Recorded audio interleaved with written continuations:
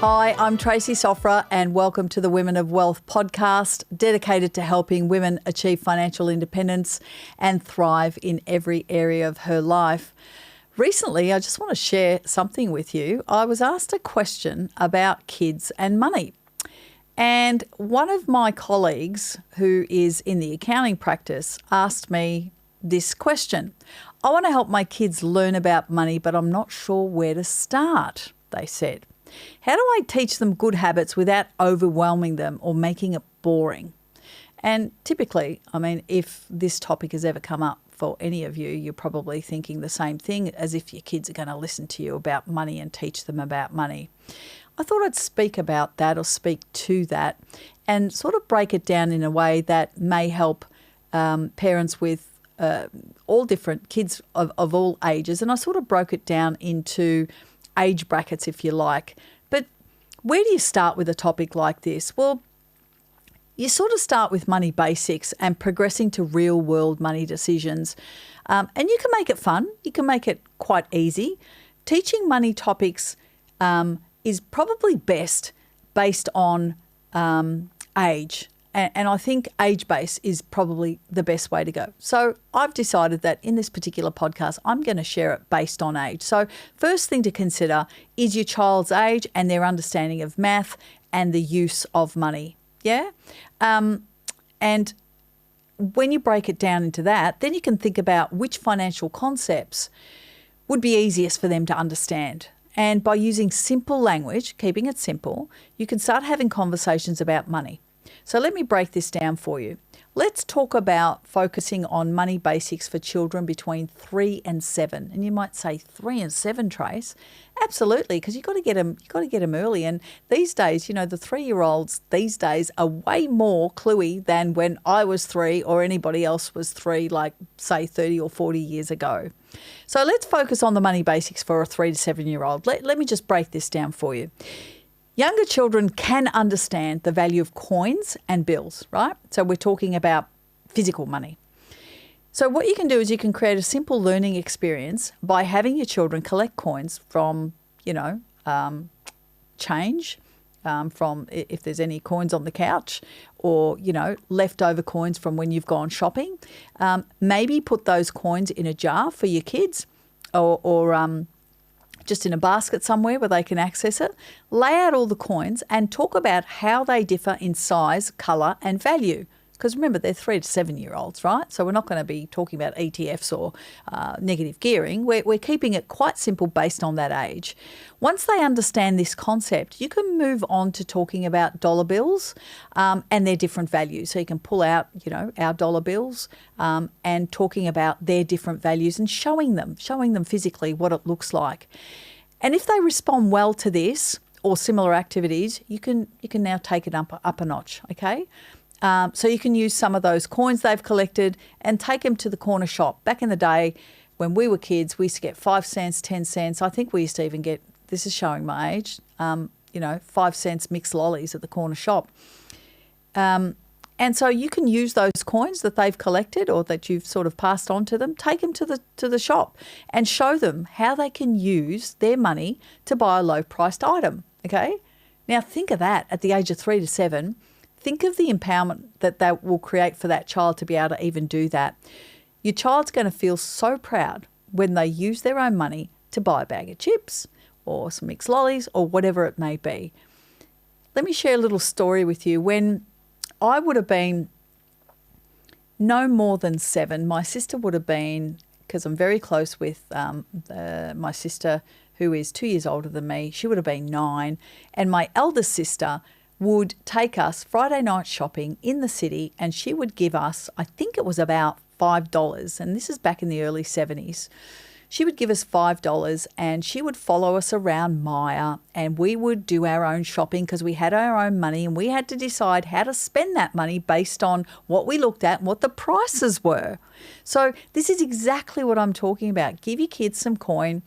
So we've got dollar coins and $2 coins and 50-cent pieces and 20-cent pieces and what have you. But give them a $2 coin, and I'm not too sure what a bag of chips are these days, and see what that reaction is.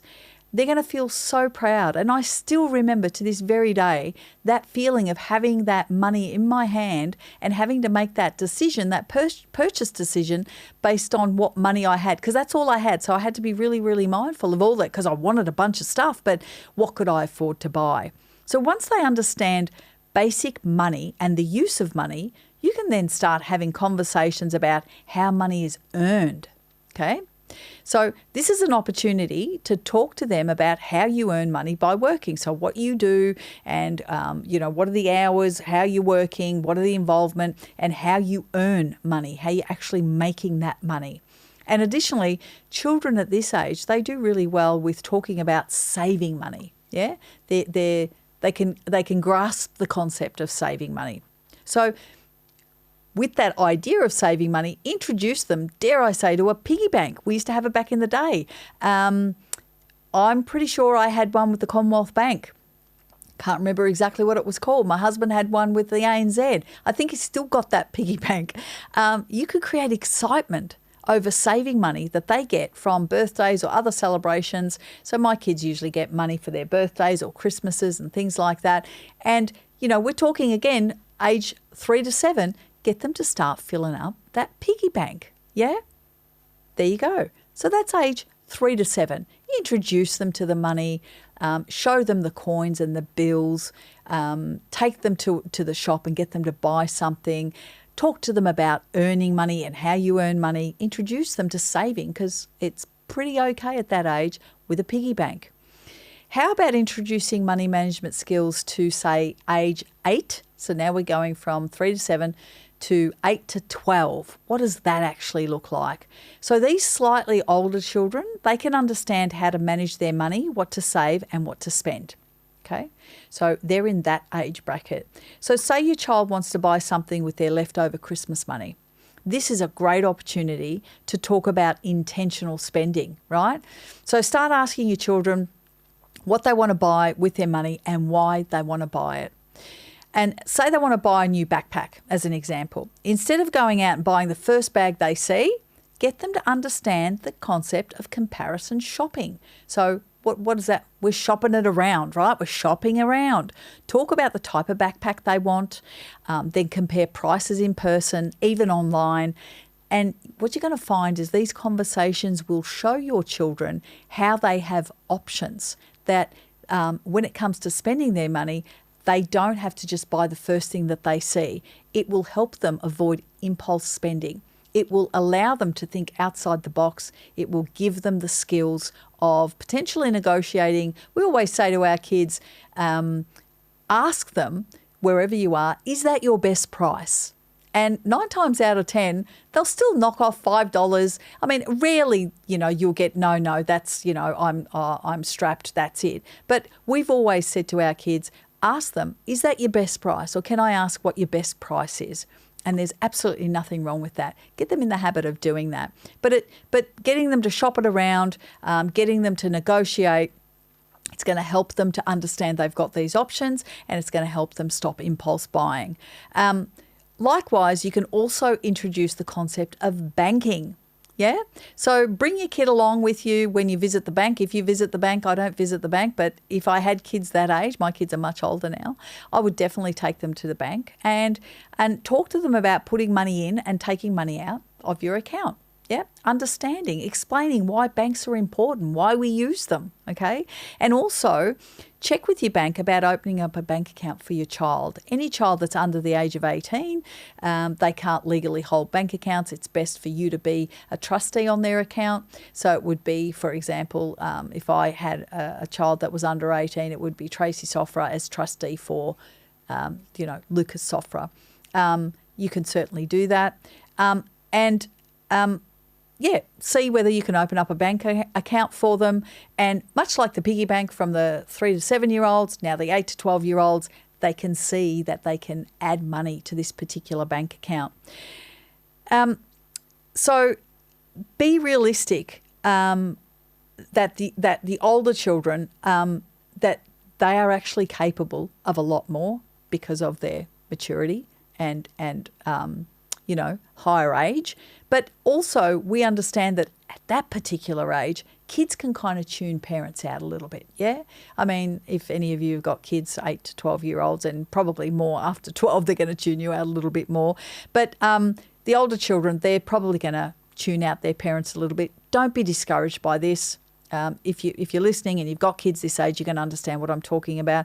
Don't be discouraged if you get a little pushback from your kids, or they may seem a bit unresponsive or not too excited. Continue having these money conversations, and little by little, you will find that they start to make an impact. Kids listen, you know that. They continually listen in the background. Now, teach your teens. So now we're going to 13 to 18. Yeah, so we've gone up a notch about financial independence. Now, this is an interesting one, isn't it? Older children, they have more opportunities to start earning money through allowances and part-time jobs or summer jobs. So receiving their first paycheck can tempt them to spend all of it, right? How exciting is that? They've gone, they've worked, they've earned the money, the ones that you taught your 3 to 7-year-old about earning. Now they've gone out and done it, gone out in the big wide world, earned some money, and it's really tempting for them to spend it all on TAMU or gadgets or gaming or whatever it is that they do, shoes, hair accessories, while it's fun to splurge, yeah? Earning money at a young age is a great opportunity to learn and practice budgeting. Dare I mention that word again? Introducing budgeting as something that has advantages and disadvantages instead of something that restricts their fun. So introduce it in a way that teaches them that it actually empowers them to have greater flexibility with their money rather than to restrict their money. So as an example, say your teen receives $100 from cleaning the neighbour's garage, okay, or part-time job and they got $100 for the week. Help them to set a budget. How can you do that? Well, they can put $50 towards their soccer team's trip because it's coming up and they're going to the Nationals or something, $30 towards their savings, that's 30%, and $20 on going to the movies. Sound fair?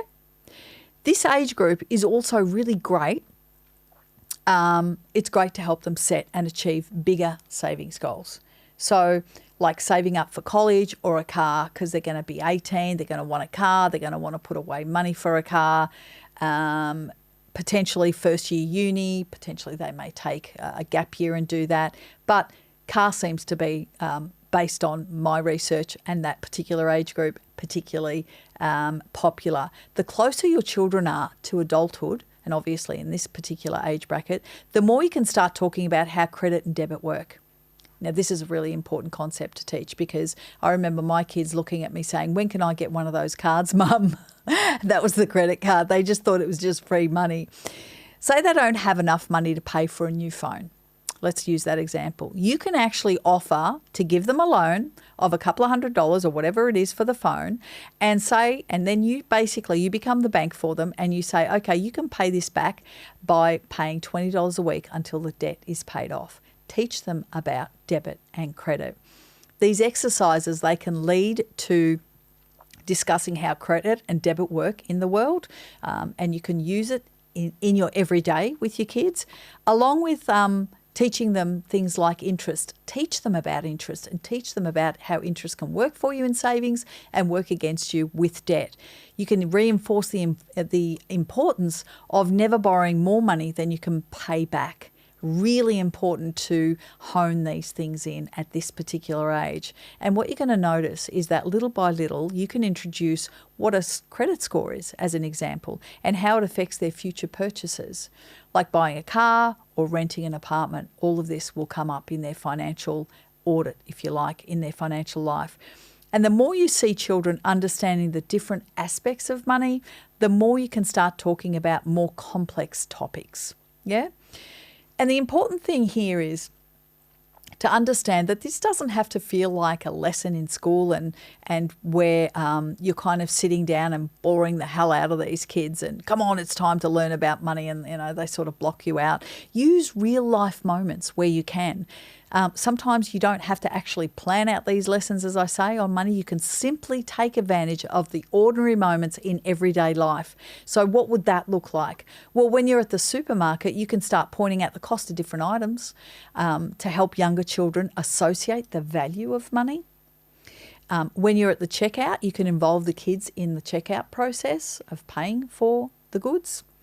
Younger children can read the total out aloud and help you pass cash to the cashier if you want to show them from a cash perspective. Older children can help you set a budget for the shopping with the shopping list. Get them involved. Get them involved in the budgeting process and what that looks like. Get them to come to the store with you. Get them to see what the value of everything is. And likewise, when you're doing your budget for the month, you can talk about the process. You can talk about highlighting income and different bills that need to be paid. You can actually show them this is what's coming in and this is what's going out. And they would be flabbergasted as to, I believe most kids think mum and dad's making great money. They must have a lot of money, but they don't see where the money is going from a billing point of view. So it's great to get them involved in the budgeting process. We know that being the adult in this equation isn't almost automatic to just focus on grown-up tasks like paying bills and managing money. However, the moments you're working with money are your learning opportunities in disguise. So make sure you make it real. Another thing that you can really use in this particular equation is introduce an allowance or ways to earn money with your kids. The hard part about the allowance is that you've actually got to monitor them and make sure that if they're going to get an allowance, they've got to do a certain task. So you're probably going to want to build some sort of a whiteboard list or some sort of a checklist. And having your children work and earn an allowance is really a fantastic and practical way to teach them about money and the value of money and the exchange of, doing something to earn money and not getting money for free. So have them clean different rooms in the house and pay them $5 for every task that they complete, or, $10 per room or $5 per room or whatever it may be. This can really help them start saving money at an early age and empower them to make money on their own, again, with their own efforts, right? Start by assigning age-appropriate, obviously, chores that children can complete in exchange for money. So taking out the bins, unstacking dishwashers, clearing the table, setting the table. They could potentially do a little bit of the vacuuming, maybe with a Dyson or something like that. Feeding the dog, feeding the cat, just basic stuff that they should be able to do. Everyday stuff that you got to do, mum, that you need help with, and you get the help and you empower the kids. You can also help them create their own business, because one of the girls that works with me in my private practice, her daughter is an absolute legend. She makes her own beautiful bracelets. She goes to the markets and she sells them and makes her own money. This kid is 12 years old. She is amazing. So you can actually help your kids build their own business and help them progress forward and make their own money. Never underestimate the power of these go-getter kids. And these days now we've got online, we've got the internet, and they could actually set up their own business online at such an early age. The opportunities are absolutely endless. So it's a great way to help them monetize their skills by creating their own business, depending on what interests they have and what they can actually do. Allowing children to earn their own money can be empowering, and we know this is empowering, and really set them on the right track for better money management in the future. It brings that money, that elusive money that they see mum and dad spending and that is part of everyday life, puts it back into their hands, and all of a sudden they're responsible. Once they've made it, then they're responsible for making it, and then they're responsible for what they do with it. At an early age, it is life-changing. It's phenomenal. So help your children create that and then help them save money. So learning to save money at an early age is a life skill your children will use for the rest of their lives. It will be ingrained in them. Start building this saving habit by giving your children a clear jar or an envelope or whatever it may be.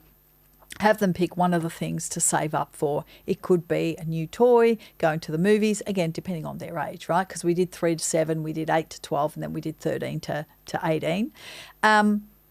Get them to save up, get them to pop it away, maybe set up that bank account, maybe put it in the jar, just depending on what is suitable to you. Then talk about adding money from their allowance to their savings every week or month so they can start seeing their money grow. We've always said in our family, 10 to 30% pay yourself first. If you're living at home with mum and dad, it should really be 30%. It could even be 50% because at the end of the day, you've got no other costs going out, right? As a kid, when you're earning an allowance or, got a part-time job or you've got a business online. But 30% is really the sweet spot, yeah? So make sure they're doing that. Talk to them about wants versus needs. This is a really important topic, and we talk about this at Wow Women all the time, and it's particularly important when we talk about managing your cash flow and managing what you do with your money. Among all the saving and earning your children are doing, it's important to talk to them about the difference between wants and needs. So as an example, you may want a new game for the console if you're gaming, but you may need new soccer shoes because you've got a game coming up and you need the shoes. So it's a great opportunity to talk about how buying new shoes is a need because the soccer team has an up-and-coming game, obviously. It's like prioritising, right? And the new game console, the gaming console, is a want. Something they might really want. They really want to play that game. I know because my son does that. But waiting to purchase won't affect their daily life, right? It's not going to impact anything for them to put it off for a week or two later because they've got to get the soccer shoes first. Needs versus wants is a really important conversation to have. And conversations around this, they're not about depriving children, but more about understanding that kids have got to delay this gratification. We live in a world of instant gratification. We want it all now, and we really need to teach the kids that there are decisions to be made. There are competing wants versus needs, and we need to make sure that we're prioritising because money doesn't grow on trees, right? We have to earn it and we have to spend it wisely and we have to be mindful about it. So we use our money to pay for our needs first, obviously, and later we plan to spend money on our wants. These conversations, they're going to reinforce, without a doubt, your money concepts like budgeting for both the wants and needs. And as I've mentioned in previous podcasts, it's important to make sure that the needs are covered and there's a few wants in there because we don't want to burn out quickly and not be able to enjoy life. A bit of fun needs to be in there, and we want to teach that to our kids as well. And saving money for purchasing things that we want has all got to be part and parcel of the budget. And in the beginning, it may feel uncomfortable for your child. I mean, I've had a lot of pushback, and I've seen most of my colleagues at work and when their kids start earning money and they've had a lot of pushback to accept that money can't always be spent on whatever they want. You know, I've earned it. I get to do what I want. It's my money. Yes, it is your money, but you need to be responsible with it. So having these conversations early, what it's going to do, it's going to help you with your children set them up to be financially savvy adults who can budget both for paying rent and also taking a holiday. Yeah? One of the other things that you might be able to focus on or want to focus on also is setting up these goals. We talk about goal setting and how goal setting is really important when it comes to your finances. Also talk to your kids about setting up these mini goals. Yeah? So a fun concept that can help your children better deal with delayed gratification and intentional spending is to set these mini goals. These goals can be standalone or they can be little ones that are paving their way to a bigger goal. So say you guys have decided that you want to take a trip to Queensland, and each member of the family can have a mini goal to save a portion of the cost for the trip, as an example. You can also have standalone goals such as saving $5 every week or saving $100 by the end of the summer. They're just mini goals, but they're important to set that and have your children do that and have them achieve that so they actually go through that whole cycle and have that experience for themselves. And it's really important that we teach by example. See, money conversations are great, but what really drives the lesson home is teaching by example, without a doubt. So start to share a little more about your money journey, yeah?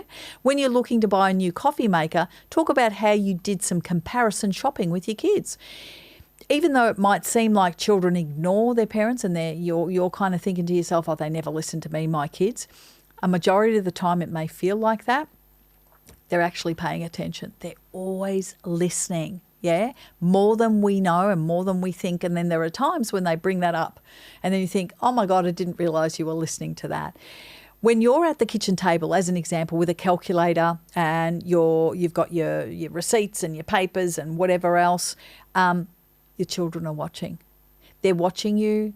They're hearing the conversations that you're potentially having with yourself or your partner about money and bills, and if it's tight and if it's great and if it's not, what are the next lot of things that are going to happen. They are curious about what you're doing. Be mindful when you're talking about money, because this is going to set their money story and their money patterns for themselves.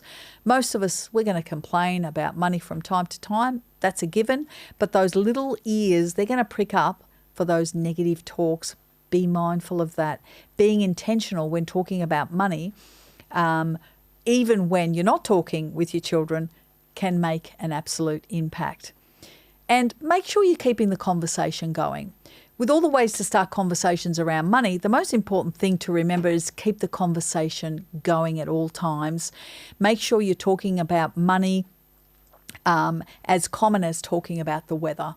Don't make it a special occasion thing. Just blend it into everyday life. Eventually, you'll start to build a culture where your kids are curious and they're interested and they're excited about money. And when we don't talk about finances or only bring up money when it's related to paying bills or not affording something, right, you can unintentionally create a negative perception around money. Because if it's always coming up in a negative context, what's that child going to take away from the negative context? Money is simply a tool, guys. It's just a tool. It helps us get what we want, and your conversations can help your children see money as something useful. So with all of these ways to teach your children about money, remember to be patient with your children and yourself.